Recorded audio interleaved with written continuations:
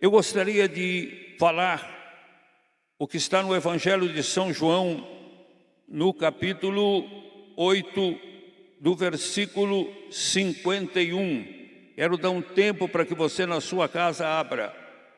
João 8, 51.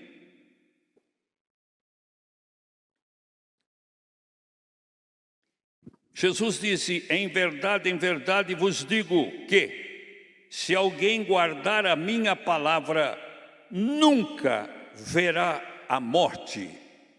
Disseram-lhe, pois, os judeus: agora conhecemos que tens demônio. Morreu Abraão e os profetas, e tu dizes: se alguém guardar a minha palavra, nunca proverá a morte. Nunca proverá a morte. És tu maior do que o nosso pai Abraão, que morreu, e também os profetas morreram? Quem te faz ser tu? Jesus disse: se eu me glorifico a mim mesmo, a minha glória não é nada. Se eu glorifico a mim mesmo, a minha glória não é nada. Quem me glorifica é meu Pai, o qual dizeis que é o vosso Deus.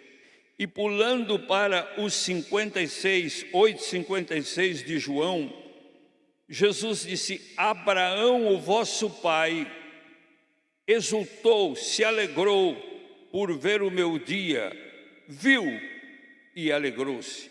Disseram-lhe, pois, os judeus: ainda não tens 50 anos e viste a Abraão? Disse-lhe Jesus: em verdade vos digo que antes que Abraão existisse, eu sou. 59. Então pegaram em pedras para lhes atirarem, mas Jesus ocultou-se e saiu do templo, passando pelo meio deles, e assim se retirou. Era muito para a cabeça deles, meus irmãos. Só que nós sabemos que Jesus é o Rei dos Reis, Senhor dos Senhores, Lírio dos Vales, Rosa de Saron, Estrela resplandecente da manhã, Alfa, Ômega, princípio, o fim, o Verbo.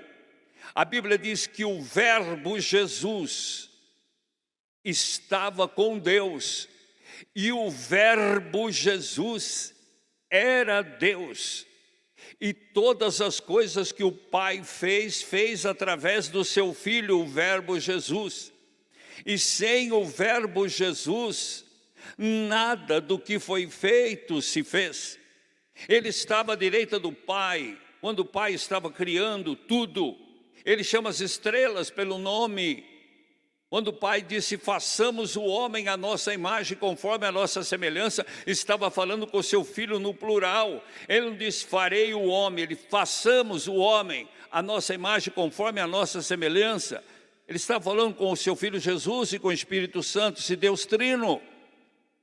Quando a torre de Babel subiu, que eles queriam tocar ao céu, Deus disse para o seu Filho: eia, desçamos e confundamos a linguagem desse povo.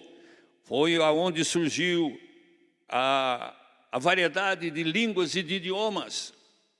Eia, desçamos e confundamos. Quando Isaías, no capítulo 6, que ele entra no templo, ele pensava que seria um cerimonial comum, mas ele viu a glória de Deus, o Shekinah de Deus, encheu o templo. Ele disse de fumaça, mas era aquela neblina. Quando ele viu o Senhor, ele disse: ai de mim que vou perecendo, porque sou um homem de lábios impuros e habito no meio de um povo de impuros lábios, e os meus olhos viram o Senhor.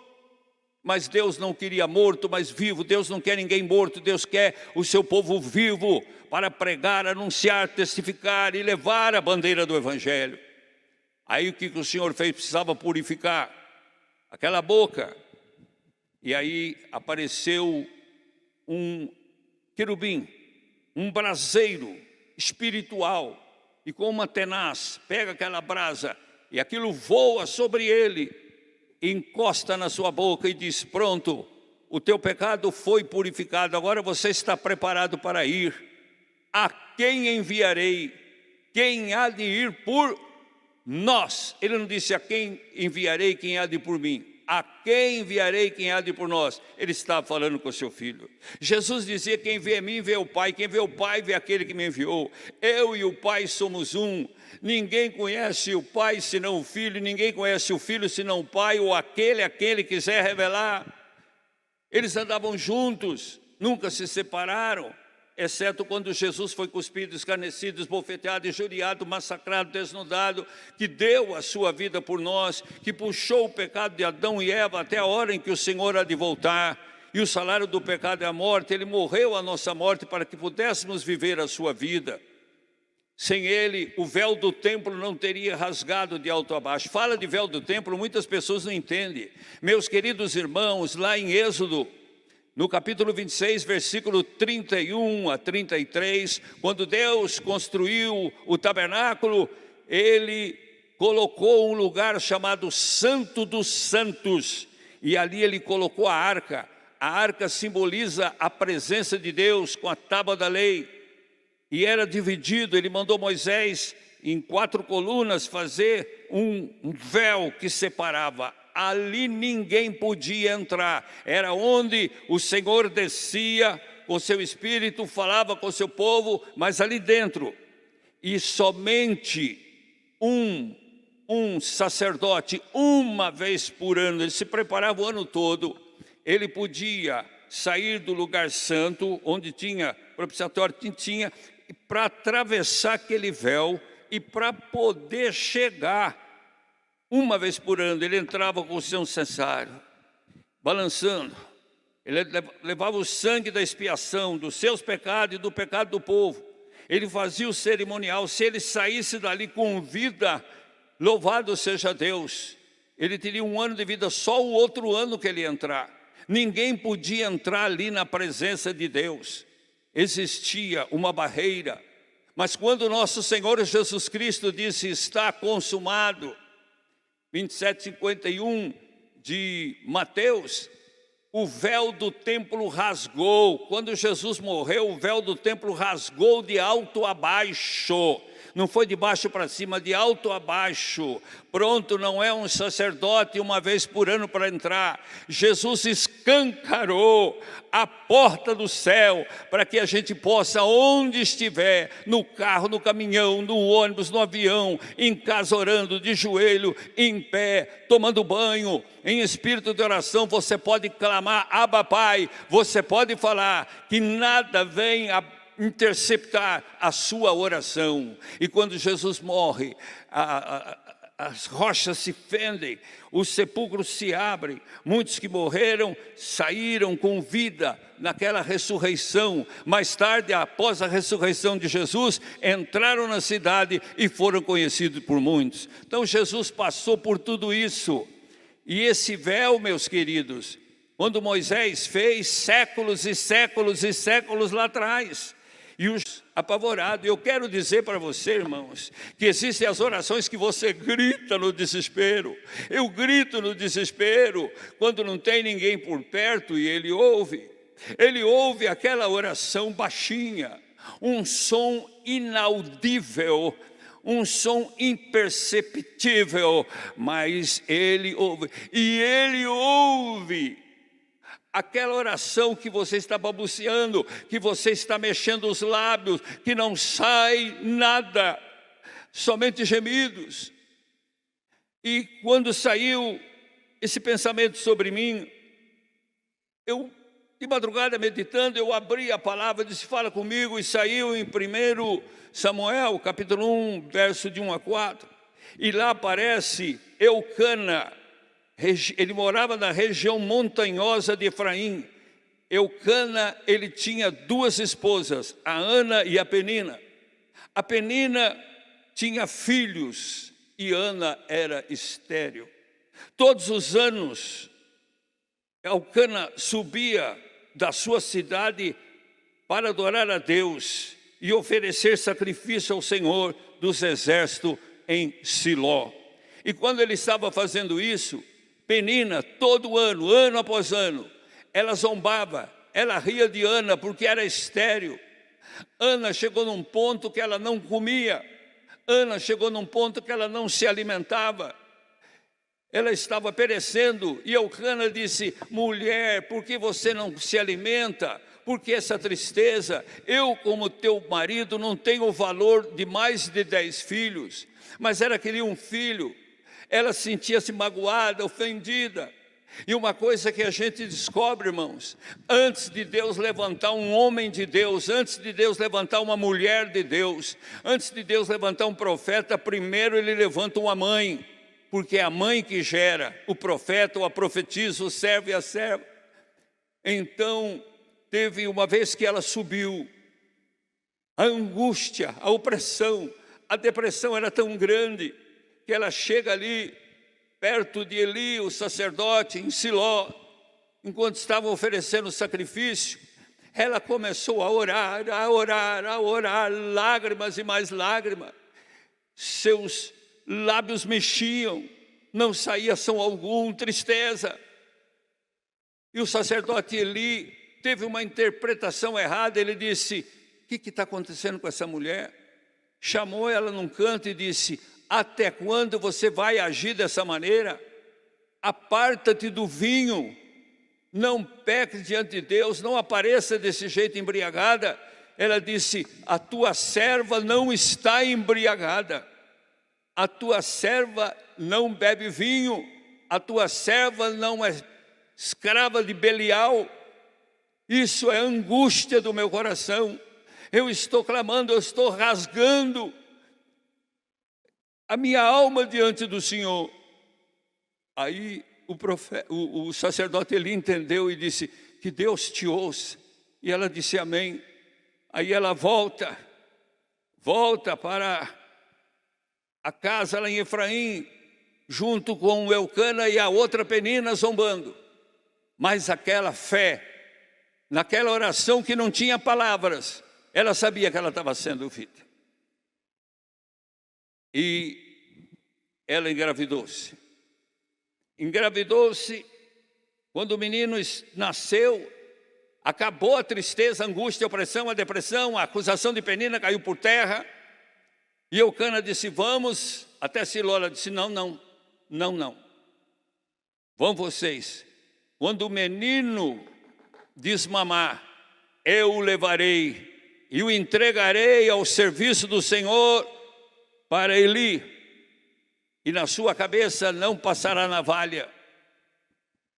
Porque naquela oração, que ele achou que ela estava bêbada, embriagada, ela estava dizendo: Senhor, se me deres um homem, um varão, um filho, eu vou entregar esse filho inteiramente para ti, para que ele sirva no teu santuário. E ela cumpriu. Deus preparou Ana para poder levantar Samuel, um profeta de Deus. Ah, meus queridos irmãos, se a oração de Ana, a primeira, a segunda vez que ela orasse, Deus tivesse dado o filho, ele não seria o que ele é e não teria esse valor. Demorou, ela teve que gerar sofrimento, gerar súplica. Quando ela achava que não tinha mais condições, Deus deu. Então, meus queridos irmãos, talvez as suas orações parece que não chegam no trono da graça. Você já não tem mais força para orar, ora de uma forma inaudível, ou fica em espírito de oração, está gemendo, dá a impressão que o Senhor não está ouvindo. Mas em Romanos 8:26 diz que o Espírito Santo intercede por nós com gemidos inexprimíveis. Que Ele é um Deus que habita num alto e sublime trono, mas habita no coração contristado para fortalecer e levantar aquele coração. Então a tua lágrima, quando você não tiver força para orar, Ele entende o código, o valor, a expressão, a mensagem de uma lágrima. Ele responde à oração no silêncio, Ele responde à oração em voz alta, Ele responde à oração pelo pensamento. E a Bíblia diz que antes de nós abrirmos a nossa boca, o Senhor já sabe tudo que nós precisamos. Mas voltando a esta passagem, aquele que ouve e crê na minha palavra nunca verá a morte. Mas como não vai haver a morte? Abraão e os profetas morreu, mas Jesus não estava falando dessa morte física que eu vou ter que passar, que você vai ter que passar. que os profetas maiores e os profetas menores, os apóstolos passaram, e muitos dos nossos familiares que parte perca para nós, mas ganham para Deus. Ele está falando da morte espiritual, da separação definitiva do Pai. É disso que ele está falando. É disso que ele está falando. Receber o Senhor, arrependimento, entrega, nascer de novo, seguir, amar a Deus sobre todas as coisas e o próximo como a si mesmo. E aí ele disse assim: Abraão, vosso pai, exultou por ver o meu dia. Mas como? Como? Lá, Abraão, Isaac, Jacó, Moisés, Elias, Jeremias, Isaías, Davi. E vem vindo. Você não tem 30 anos, como é que o Abraão lá viu o seu dia e se alegrou, rapaz? Eles achavam que Jesus era só o filho do Zé, o filho da Maria, e que tinha 30 e poucos anos. Ele não sabia que ele é o varão de branco, o filho de Deus Jeová, que ele é o verbo, que desde o princípio, quando o Pai criou Adão, ele já estava do lado do Pai. E que ele é um Deus de eternidade, eternidade. Não tem 50 anos e visse Abraão, versículo 57, 58, então Jesus acaba de rematar. Disse-lhe Jesus: em verdade vos digo, em verdade, confirmou, vos digo, que antes que Abraão existisse, eu já era, eu sou. É duro de entrar isso na mente incrédula. E pegaram pedra para atirar, e ele desapareceu.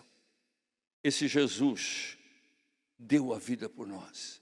E a Bíblia diz: aquele que nem mesmo seu próprio filho poupou, antes o entregou por todos nós. Não foi no spa, não foi numa aventura. Entregou para abrir os olhos dos cegos, soltar as línguas dos mudos, conceder audições aos surdos, limpar os leprosos, ressuscitar os mortos, multiplicar os peixes e pães, andar por sobre as águas, quebrar as cadeias, as correntes, os grilhões, libertar do pecado, libertar os endemoniados, possessos. Triunfou, sofreu como o Cordeiro de Deus, puro, santo, imaculado, que satisfez o sacrifício a tal ponto que abriu o véu do templo, porque todos os sacrifícios anteriores não tocaram no véu, mas a morte de Jesus Cristo satisfez o desejo do Pai, morreu como cordeiro, mas ressuscitou como leão da tribo de Judá. Está aqui, está aí com você. A distância não impede. O que você não pode é se esfriar. Entra dia, sai dia, você não lê a palavra, você não ora, você quer que a sua família seja abençoada. Todos podem orar pela sua família. Eu termino o jejum, em cima de jejum, terminam de 15 dias, vou começar outro. Nós temos um jejum do dia 5 a 25, o Brasil inteiro jejuando. Então, irmãos, a gente ora, eu intercedo. Mas a maior oração para a sua família é você, esposo. A maior oração para a sua família é você, esposa. Os maiores intercessores são vocês. Ninguém ganha. Depois de vocês, sim, as correntes, as orações, porque esta é a segunda igreja do Evangelho quadrangular. A primeira igreja é a tua casa. A Bíblia precisa ser lida. Ore individualmente pelo futuro das suas crianças, dos seus adolescentes, dos seus jovens, dos seus homens, mulheres, idosos. Acoberte-os com o sangue de Jesus, cerque-os com muralha de fogo do Espírito Santo. O Senhor disse: invoca-me no dia da angústia, eu te livrarei e tu me glorificarás. Deus é um alto refúgio para o oprimido em tempos de angústia.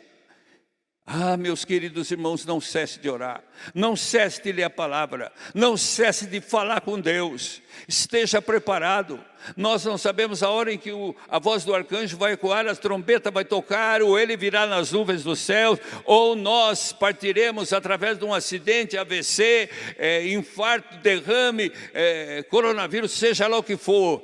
Mas nada pode tocar no teu espírito, nada pode tocar na tua alma, porque você pertence ao Senhor e o seu nome está escrito no livro da vida, e a marca da promessa definitivamente, perpetuamente está na tua fronte.